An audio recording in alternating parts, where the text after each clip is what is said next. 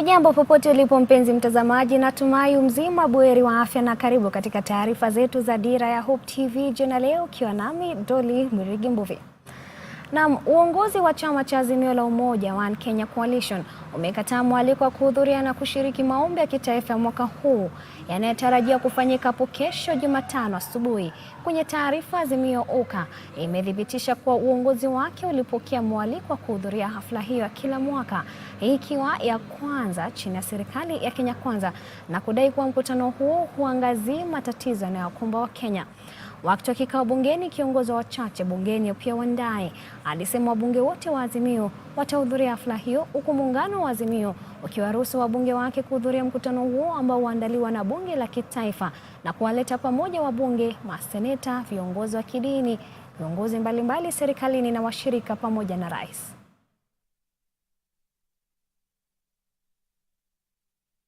Na tukisonga mbele ni kwamba polisi wamerusha vitoa machozi kuwatawanya waandamanaji waliokuwa wakipinga mapendekezo ya mswada wa fedha wa mwaka 2023 katikati mwa jiji la Nairobi. Waandamanaji hao waliokuwa wamebeba mabango ya kupinga mswada wa fedha ambao umezua utata miongoni mwa Wakenya walikusanyika katika bustani ya Jivanjii wakiandamana katika barabara kuu jijini Nairobi, wakipitia katikati mwa jiji kuelekea bungeni. Haya yanajiri kabla ya kuwasilishwa kwa mswada huo ambao umepingwa na pande mbalimbali. Kuwasilishwa bungeni Alhamisi hii, waandamanaji kadhaa walikamatwa wakiwa katika maandamano hayo.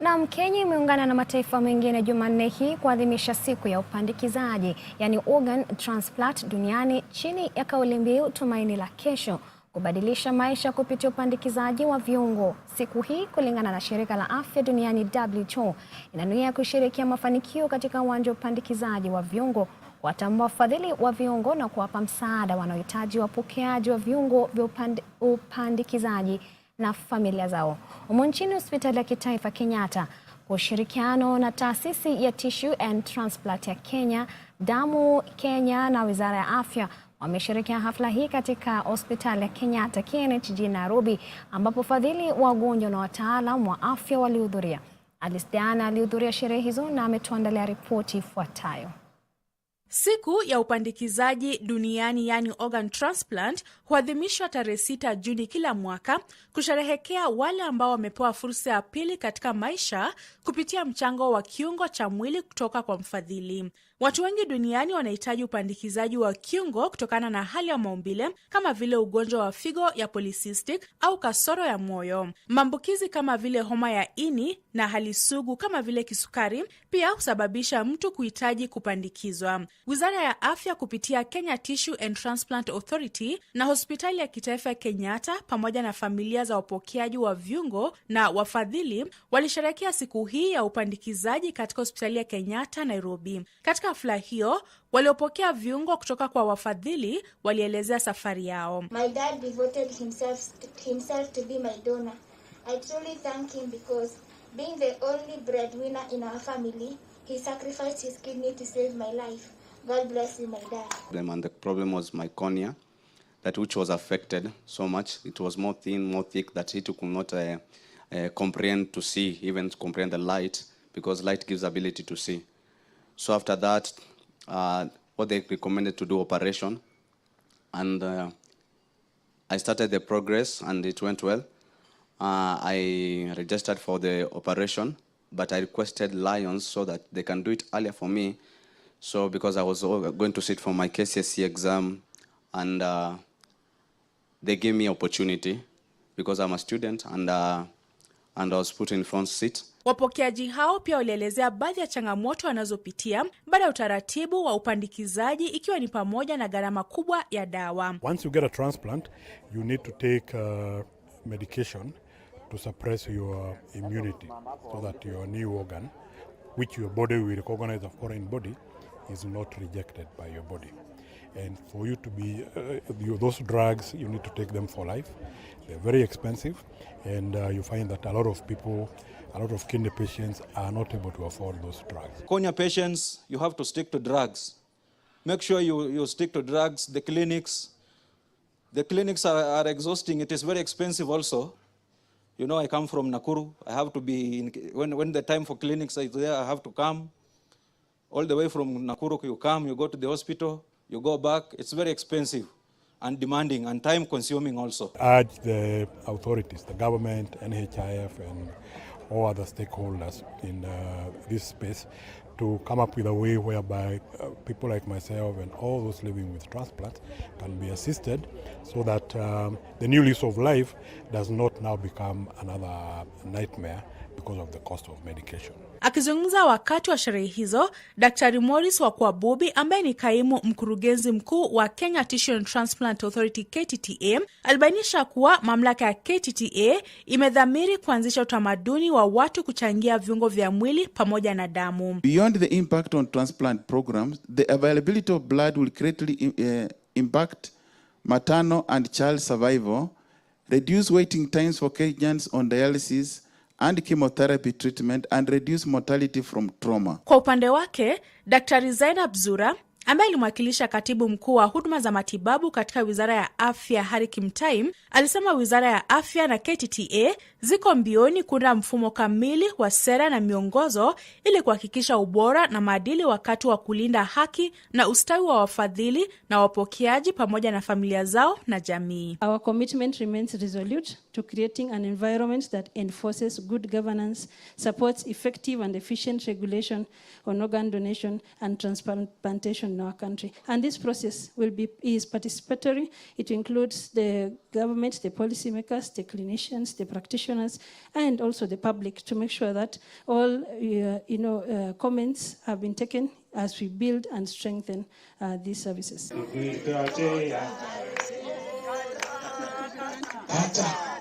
Huku Kenya ikijiunga na ulimwengu kuadhimisha siku ya upandikizaji wa viungo vya mwili, Wakenya wamehimizwa kuwa wepesi wa kupeana viungo vya mwili ili kuwafaa wenye dharura. Nikiripotia Dira ya Hope TV kutoka hospitali ya rufaa ya Kenyatta kutoka kaunti ya Nairobi, mimi ni Alice Diana. Shukran sana Alice Diana kwa taarifa hiyo, na tukisonga mbele ni kwamba ripoti mpya tume ya haki ya utawala inayojulikana kama Ombudsman imefichua visa vingi vya usimamizi mbaya wa kuchukua pasipoti katika idara ya uhamiaji. Katika ripoti hiyo iliyotolewa Jumanne, ripoti hiyo ilifichua kwamba baada ya uchunguzi kutoka kwa malalamiko yaliyotolewa na Wakenya, idara ilibainika kuwa iliwatoza pesa zaidi raia kadhaa kushughulikia hati zao za kusafiri. Mwenyekiti wa tume hiyo Florence Kajuju sasa anataka Wizara ya Mambo ya Ndani kuongeza mgao wa bajeti kwa idara ya uhamiaji kwa ununuzi wa mashine mpya zenye uwezo wa juu kwa kuchapisha pasipoti, huduma ya mashine kuu za kuchapisha pasipoti na utoaji wa zana za kutosha za wafanyikazi. Via social media monitoring that the Commission does, the Office of the Ombudsman noted allegations suggesting that the Department of Immigration was overcharging citizens for passport services. It was alleged that certain citizens were reportedly forced to pay Kenya shillings 6,050 for a B-series passport, which comprises of 50 pages, as it was the only option that was available during the online application process. In light of these findings, the Commission has proposed a draft of recommendations to the relevant agencies, and these recommendations therefore include increase in budgetary allocation for the Department of Immigration so that they don't then raise the issues of lack of funds to facilitate their programs. We've given the Immigration Department 1 year within which all these recommendations must be complied with. Na mbali na hayo ni kwamba Wizara ya Afya kupitia Bodi ya Kitaifa ya Kukomesha Ukeketaji Anti-FGM Board na shirika la Options Consultancy na lile la The Girl Generation wameshiriki mkutano wa uhamasisho kuhusu madhila ya jinsi ya kukomesha ukeketaji katika kaunti ya Nairobi. Washiriki mkutano huo wakiongozwa na mwenyekiti wa Bodi ya Kitaifa ya Kukomesha Ukeketaji Ipato Kurema wametoa wito kwa Wakenya na washirika mbalimbali kuungana ili kumaliza na kukomesha ukeketaji na dhuluma za kinyumbani katika jamii humu nchini ili kuweka mazingira bora kwa wasichana na wanawake. Kundi la waathiriwa wa ukeketaji walioshirikisha wanawake na wasichana kwenye mkutano huo wa mazungumzo walisumulia yaliwasibu na waliopitia katika safari yao ya kukeketwa na yaliyofuatia, wakisema jambo hilo lina athari kubwa sio tu kimwili ila pia katika afya ya kiakili ya mwathiriwa. Kulingana na waathiriwa hao kutoka kaunti 18 zinazojumuisha Isiolo, Tana River, West Pokot, Narok, Migori, Wajir, Samburu na Garissa, safari ya kutoka katika minyororo ya ukeketaji imechukua muda mrefu sana, ila sasa wanafurahia kujihusisha katika shughuli za mradi ya kuhamasisha jamii na serikali pamoja na mashirika mbalimbali kuhusu athari za kuwakeketa wanawake na wasichana. Wengi waathiriwa, kulingana na Anjuguna kutoka Options Consultancy, wamejiweka mstari wa mbele kutangaza uovu wa ukeketaji katika jamii. Washikadau mbalimbali kama vile idara ya usalama, ofisi ya mashtaka ya umma na wizara ya afya na ile ya elimu wakitakiwa kukaza kamba katika vita dhidi ya uovu huu. From the day I was cut, I carried pain, stigma and emotional, psychological trauma. The pain is always there. For survivors, it is almost 40 years down the line, or 30 years. But the pain is still in the brain. SLT has given me the confidence. I couldn't speak out for myself.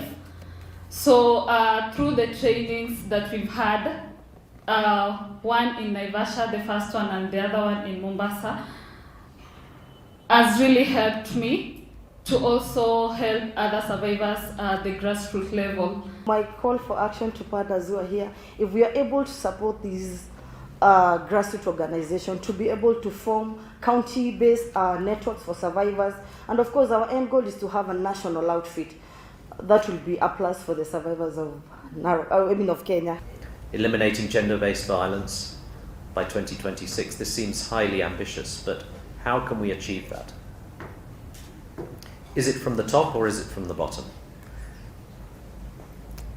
We've seen great progress in many communities across Kenya and globally, and it's the voices of survivors, it's the voices of activists, it's community leaders who can really make a difference, and that is how we hope to achieve our goal of eliminating gender-based violence. I'm a survivor of FGM, and the community I come from practices this female genital mutilation so much, and they are being driven by cultural norms and perceptions that they have towards it. But I came up with an idea of running a campaign against FGM in social media, and I've gathered peers who are also passionate and have the common goal that I have. Na tulipatana kwa in person and try to talk about ni nini ina to affect as Garissa County people, and we came up with challenges that we're facing, and we also came with solutions, and we did advocacy campaigns. Leo hii tuko hapa Pan-Afric ili kujumuisha survivors wa ukeketaji katika kaunti tofauti tunazofanya kazi nazo. Kaunti ya Garissa, tuko Narok, tuko Isiolo, na pia kwa nchi zingine tofauti, lakini leo hii tumeweza kupatana na stakeholders tofauti. Na sasa tuelekee kule kaunti ya Siaya ambako serikali ya kaunti hiyo imejitokeza wazi na kudai kuwa ina ushahidi mpya wa ubadhirifu wa fedha na matumizi mabaya ya uongozi katika ofisi ya naibu gavana William Odwal. Akizungumza na wanahabari, mkuu wa wafanyikazi Siaya Sarah Oguna amekariri kuwa ushahidi huo unatoa nafasi ya kipekee ya tume ya maadili ya kukabiliana na ufisadi nchini EACC kumchunguza zaidi Odwal ambaye anachunguzwa na bunge la kaunti hiyo ili kutimuliwa madarakani. Gloria Musimbi na zaidi. Serikali ya kaunti ya Siaya iko tayari kusalimisha hati inayomhusisha naibu gavana William Odwal kwa madai ya matumizi mabaya ya afisi hiyo kwa tume ya maadili na kupambana na ufisadi nchini EACC. Kulingana na mkuu wa wafanyikazi Siaya Sarah Oguna, ushahidi mpya umebainishwa kuhusu jinsi Odwal alitumia na kushawishi malipo ya wakandarasi fulani kinyume cha sheria ya ununuzi wa umma. Allegations to do with misappropriation of public resources and also abuse of office. Our discussion last week touched on two key areas. The first area was delay in concluding investigations by the EACC of possible loss of Kenya shillings 600 million or thereabout. The second key area was was calling upon the EACC to quickly open investigations on claims by the deputy governor. His claims centered on flagrant misuse of public funds, denial of privileges, and victimization of officers, among others. Oguna alisema ushahidi huo mpya unaogusa giliba na ushawishi wa malipo kwa baadhi ya wakandarasi utawekwa wazi kwa wakati ufaao. As I conclude, ladies and gentlemen, we want to reaffirm our commitment to deliver quality services to the people of Siaya and to state that the abuse of office and misuse of public resources will not be tolerated in the Nyalore government. Kulingana na Oguna ambaye alikuwa msemaji wa serikali katika serikali iliyopita ya Jubilee, EACC imewasiliana na serikali ya kaunti kuhusiana na uchunguzi unaosubiriwa. Miongoni mwao ni madai ya matumizi mabaya ya shilingi milioni 600 ambazo hazijakamilika kwa miaka miwili iliyopita. We want to reiterate here, ladies and gentlemen, that the issue of 600 million that has been purported to have been lost in this regime is a purely historical, like we said last week. Investigations to this have been going on for the last 2 years, long before even this administration came into office. It should be understood, therefore, that whoever is pushing these allegations and claims is driven by the desire to fulfill personal interest and not the interest of the people of Siaya. Naibu gavana wa Siaya William Odwal anatarajiwa kufika mbele ya kamati ya bunge la kaunti inayochunguza madai ya matumizi mabaya ya mamlaka na ubadhirifu wa fedha dhidi yake ili kujitetea. Nikiripotia Dira ya Hope TV, jina langu ni Gloria Musimbi. Sasa tuelekea kule kaunti ya Narok ambako serikali ya kaunti hiyo inaendesha zoezi la ukaguzi wa wafanyikazi litakalosaidia kuhakiki na kutathmini idadi ya wafanyikazi walioajiriwa na serikali ya kaunti. Akihutubia wanahabari wakati uzinduzi wa zoezi la ukaguzi katika afisi za kaunti ya Narok, Gavana Patrick Ntutu alisema usajili huo wa kibiometriki utabainisha ni watu wangapi wameajiriwa na serikali ya kaunti, kazi wanazofanya, kufaa kwao kwa kazi wanazofanya. Mtutu alisema usajili huo ni muhimu ili kuongoza serikali ya kaunti katika kupunguza mzigo wa mishahara. Say that this exercise will aid the verification and evaluation of the number of staff employed by the county government of Narok. The biometric registration will establish how many people are employed by the county government, what jobs do they do, their suitability for the jobs they do, and whether or not there are positions that have inadequate or excessive number of staff. Number 3, ladies and gentlemen, the registration will also establish whether the number of staff in our records conform to the number of staff that can be physically accounted for and verified. The question is that you may ask, why the biometric registration? And the answer is, the registration is necessary to guide the government on reducing the wage bill. Currently, the county government has a wage bill that takes about 34% of the government budget. The law set the limit of 35%, which therefore means we are only 1% below.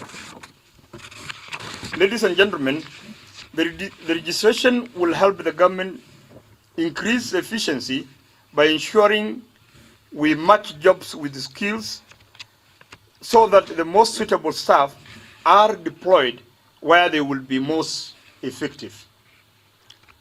The legislation will help the government eliminate wastage of resources by identifying areas that our payrolls can be downsized.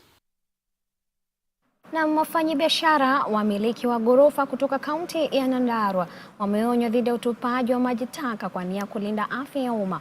Waziri wa maji, mazingira, mabadiliko na tabia nchi kutoka kaunti ya Nyandarua, Wachira Mugo, alibaini kuwa vitendo hivyo vinahatarisha afya na ustawi na vina athari mbaya kwa mazingira.